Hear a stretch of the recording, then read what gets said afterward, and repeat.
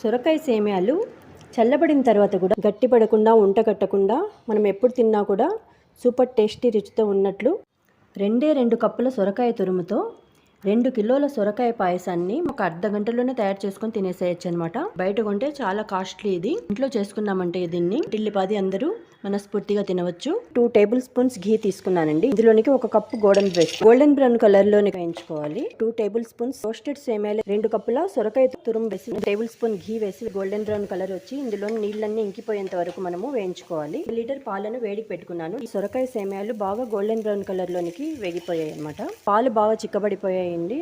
వీటిని ఇందులోనికి సేమియాల్లోనికి ఇప్పుడు వేసేస్తున్నాను. సొరకాయ సేమియాలు 10 మినిట్స్ లో ఫ్లేమ్ లో పెట్టి ఉడికించి 10 మినిట్స్ హై ఫ్లేమ్ లో పెట్టి ఉడికించిన తర్వాత సొరకాయ సేమియాలు పాలనంతా పీల్చేసాయి. నెస్లే మిల్క్ మేడ్ అది 380 గ్రామ్స్ ఉంది. దీన్ని వేసిన తర్వాత బాగా కలుపుకోవాలి. దీన్ని గోడంబితో గార్నిష్ చేసుకొని ఫ్రిడ్జ్ లో పెట్టేసుకొని చల్లారిన తర్వాత తిన్నామంటే